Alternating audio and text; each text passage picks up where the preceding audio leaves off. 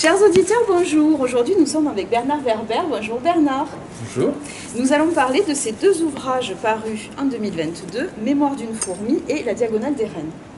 Avec plaisir. Alors, on commence par lequel? La Diagonale des Reines ou Mémoire d'une fourmi? On Mémoire fait chronologique. Oui, Allez. chronologique. Alors donc, Mémoire d'une fourmi, moi je dirais que c'est une autobibliographie. Oui. Alors, donc, vous reprenez dans cet ouvrage les arcanes du tarot. Exact. Et avec ces arcanes, donc, vous mettez des événements de votre vie et de votre vie d'écrivain aussi. Voilà. Qui est finalement la même vie. Oui. Voilà. Vas-y, vous avez toutes les réponses. Vous avez J'ai commencé ramassé. à écrire, merci, très jeune. Oui. Et donc c'est vrai que voilà, on vous découvre un petit peu. Mais je vais vous les récupérer tous parce que je crois qu'il faudrait les bloquer. Alors donc ce livre, comment il est venu? Parce que vous donnez plein de clés dans ce bouquin. Peut-être parce que, précisément, j'ai eu envie d'expliquer mon travail. Et puis je me suis dit, vu que j'arrivais à 30 ans de romans et de travail de romancier et 30 romans écrits, je me suis dit que c'est le moment peut-être de faire une sorte de balise. Voilà, il y a 30 ans d'écriture, enfin de publication, 30 romans, 30 millions de lecteurs. Et maintenant, comment tout ça s'est construit, ça va où, ça a quel sens, quels sont les liens des livres entre eux, et puis cette idée que ma vie étant comme un jeu de tarot, en expliquant comment les arcanes du tarot sont des sortes de carrefours de ma vie, peut-être le lecteur lui-même a des carrefours similaires. Et oui, bien sûr. Puis le lecteur s'identifie parce que, donc on parle de tout, on parle de santé, on parle de paternité, de mariage, de divorce, etc. Et c'est une vie finalement, et tout le monde dans sa vie a eu des phénomènes similaires, et le fait de le mettre sur une carte de tarot, alors ça ne rend pas légitime, mais ça apporte une autre dimension, parce qu'on sait que le tarot, voilà, on est dans la divination, on est dans les arts divinatoires, mais pas que, et on a en plus, on ouvre une autre porte. C'est pour montrer qu'il y a forcément dans une vie, remplie, des étapes, et qu'il y a forcément, j'allais dire que ces étapes correspondent à un chemin spirituel, et que pour tout le monde, il y a un chemin spirituel. Même pour ceux qui n'ont pas de spiritualité, forcément, il y a un moment où ça a été proposé, et ils ont dit non. Voilà, ils ont changé de chemin, ils ont changé.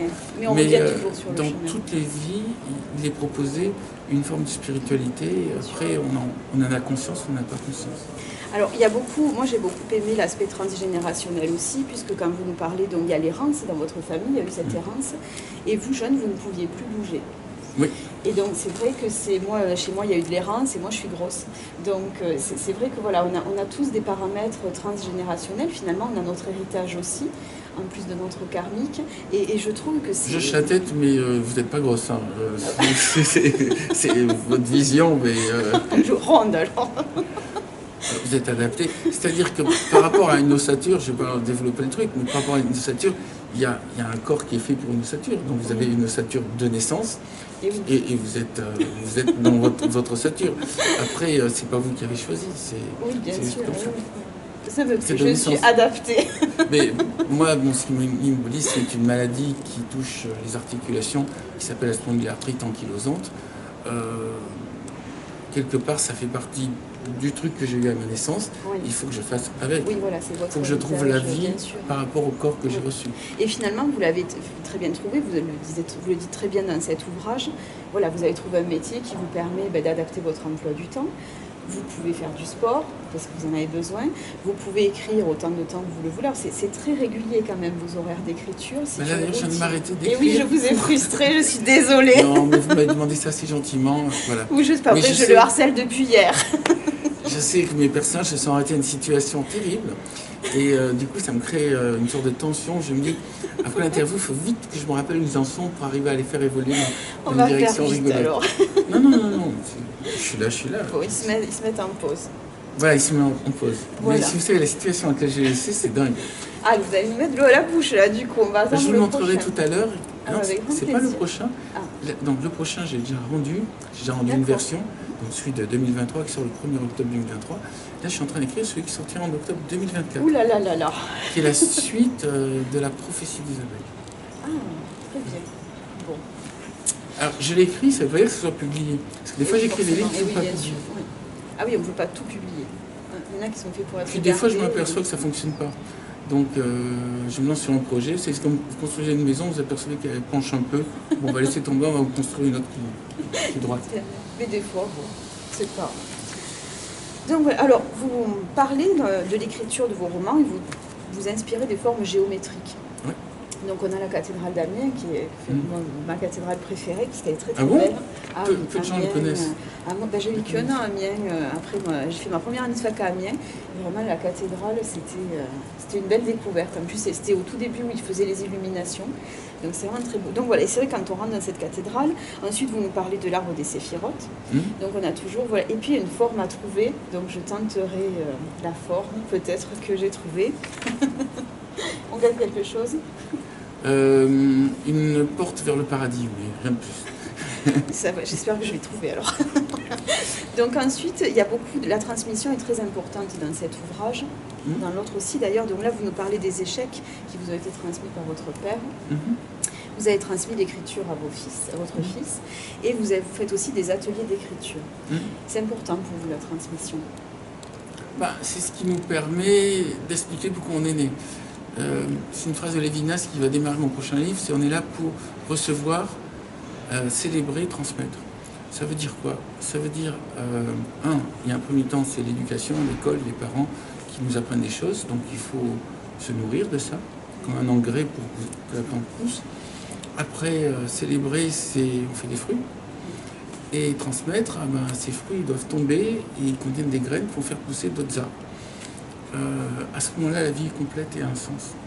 Si vous ne faites que répéter les connaissances, vous ne construisez rien, vous ne faites pas de fruits.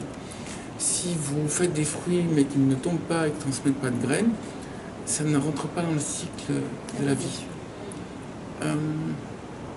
Recevoir, célébrer, transmettre, c'est vraiment une clé de tout le système, de tous les systèmes de vie. Et maintenant, ça m'amuse beaucoup de rencontrer des jeunes qui veulent écrire des livres et de leur apprendre comment, en tout cas, faire une maison qui tienne droit. Une ossature. Voilà, une ossature. Donc il y a beaucoup de spiritualité, on l'a dit, dans cet ouvrage. Donc on parle des sorties de corps, du voyage astral. Moi, l'épisode qui m'a beaucoup plu, c'est avec la médium, la rencontre avec la médium, parce qu'on ne voulait pas y aller, puis finalement vous y allez quand même. Et ça vous ouvre une autre porte. Exactement. Voilà, donc c'est vrai que quand on a des propositions, souvent il faut les prendre, il faut les saisir, parce qu'elles ne sont pas là pour rien, ces propositions, et elles ouvrent toujours une porte. Alors c'est marrant parce que j'ai écrit ça tout à l'heure. Je montre là-bas, mais c'est l'endroit où je dédicace, j'ai amené mon ordinateur. C'est en fait, il y a un seul talent à développer, c'est être attentif.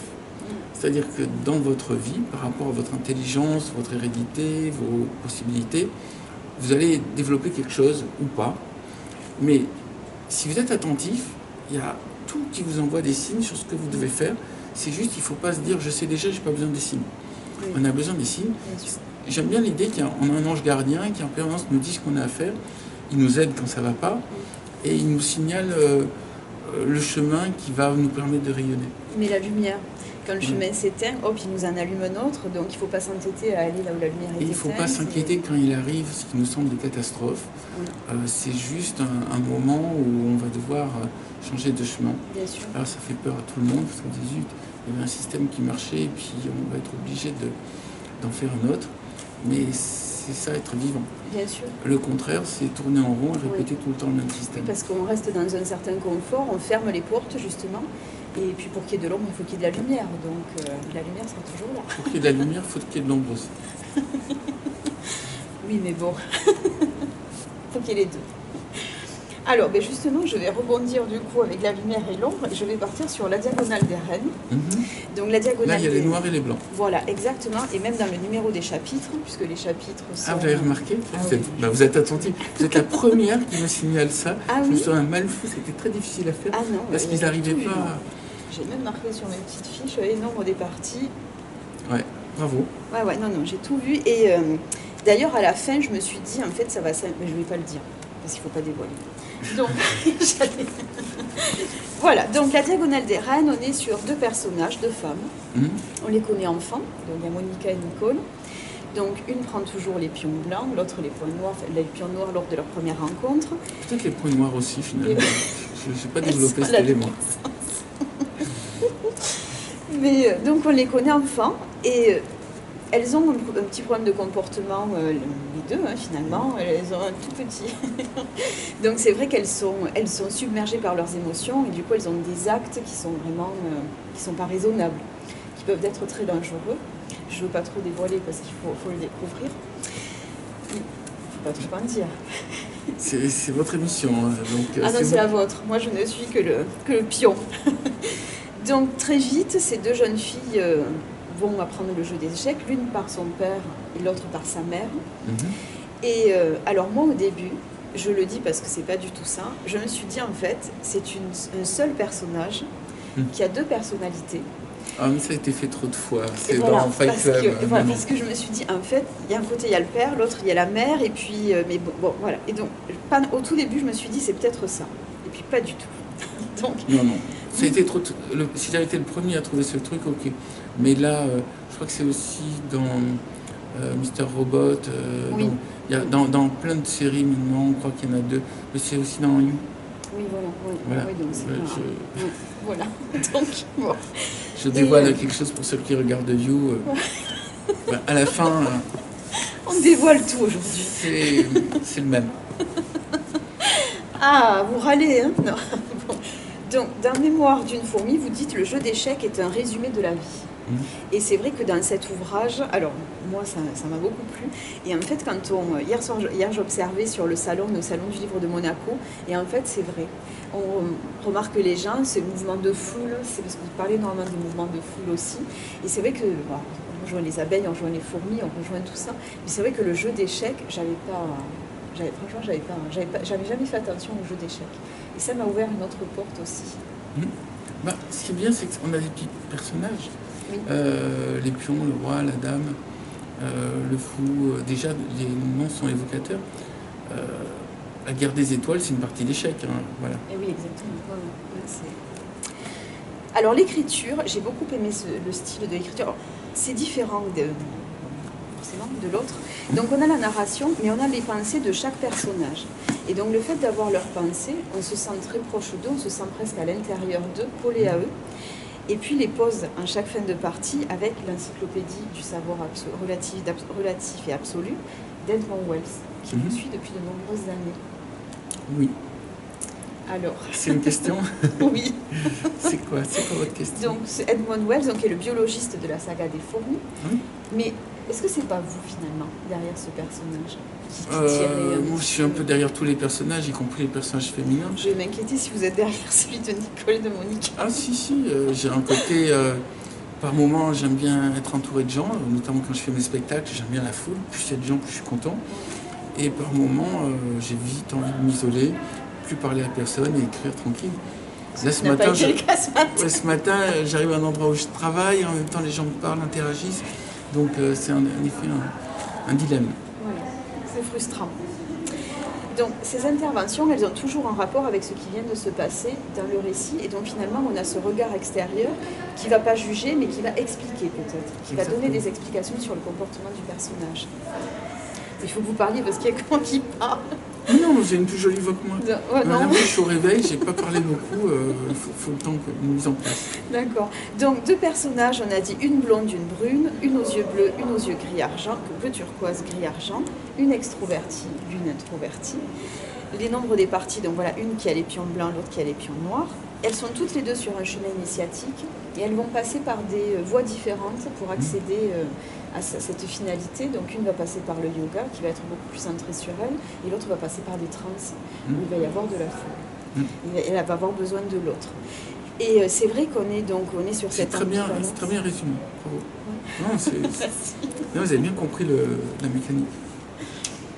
Et donc elles ont un point commun, c'est la stratégie. Et elles vont se servir donc des personnes autour d'elles pour arriver à leur but, comme dans un jeu d'échecs. Donc elles sont toujours les joueuses et elles se servent des autres pour parvenir à leur fin. Oui. C'est la fameuse phrase « tout est stratégie ». Après, même cette interview est une stratégie, et pour vous et pour moi. Tout être humain, en fait, a une sorte de projet qu'il va atteindre en utilisant les éléments autour de lui pour atteindre un but personnel. Bien sûr. Mais peu de gens le reconnaissent. Quand on parle de stratégie, souvent l'autre, quand on dit mais c'est stratégique, voilà. C'est qu'un mot. Ouais. Et elles ont un autre point commun, c'est la reconnexion des ancêtres. Donc une en Irlande, l'autre en Écosse. Et c'est vrai que finalement, on a l'impression qu'elles bouclent, elles ferment une boucle, elles repartent de là où elles viennent et elles vont redémarrer autre chose. Voilà. Donc, après les échecs, donc voilà, scène de la vie mondiale, l'humanité, la foule, mais il ne faut pas trop en dire, donc je vous laisse la parole. Vous voulez que je parle de quoi? Alors, pourquoi ce roman? Comment ça vous est venu, ce roman? J'explique à la fin, c'est un ami qui n'avait pas de bras et pas de jambes et qui a failli être piétiné par la foule et qui a fait une dépression. Et quand il m'a parlé de ça, je me suis dit, non, sans mourir piétiné par la foule, ça doit être quand même pénible. Surtout qu'il n'y a personne de responsable. C'est machin qui pousse machin, qui pousse machin. Et à partir de là, j'ai imaginé une réflexion sur est-ce qu'on est mieux seul ou en groupe. Et donc, j'ai imaginé deux personnages, un qui défend l'individualisme et l'autre le collectivisme. Puis ça m'a amené à le capitalisme, le communisme, qui m'a amené à le jeu d'échecs avec la partie Bobby Fischer et Spassky, 1979, dans lequel il y a le show de l'Amérique capitaliste contre la Russie communiste. Et à partir de là, je me suis dit, tiens, je vais faire deux jeunes filles qui incarnent chacune ces deux énergies. D'accord. Si vous étiez un arcane du tarot, vous serez lequel? L'ermite? Non, le mat. Le mat, c'est celle qui est avant et à la fin du système.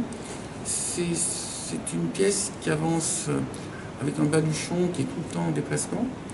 Et il y a un chat à côté qui lui égratigne à la cuisse. J'ai toujours eu des chats méchants. Donc, pas méchants, des chats égoïstes diva. Voilà. Vous avez un chat? Oui. Voilà. Il s'appelle Jonquille, mais en fait, on s'est très rapidement rendu compte que c'était un mâle. Oui. Il est très frustré. Jonquillard. Voilà. Mais et puis il y a ce côté de mouvement. C'est une des rares cartes où le personnage avance. Et cette idée qu'il soit avant et après, c'est amusant quand même. C'est-à-dire c'est le 0 et le 22. Donc, il y a 22. C'est le début et la fin. Voilà. Si Nicole était un arcane? Nicole, c'est la foule, mais l'impératrice. Et Monica? La papesse. Voilà, c'est les deux femmes du jeu. Mais Monica, c'est-à-dire que la transmission de la spiritualité est une expérience individuelle et la transmission du pouvoir est une expérience collective. Je sais pas si vous le dites. Voilà. Parfait, donc je vous invite à lire ces deux ouvrages. Moi j'ai beaucoup ri avec Mémoire d'une fourmi, notamment vous verrez il y a un épisode avec des rats qui est absolument fabuleux, même avec l'eau du Gange. On rit beaucoup et par contre la Diagonale des Reines, on ne rit pas, on s'inquiète, on se pose beaucoup de questions. Oui. Merci et à très bientôt. À bientôt.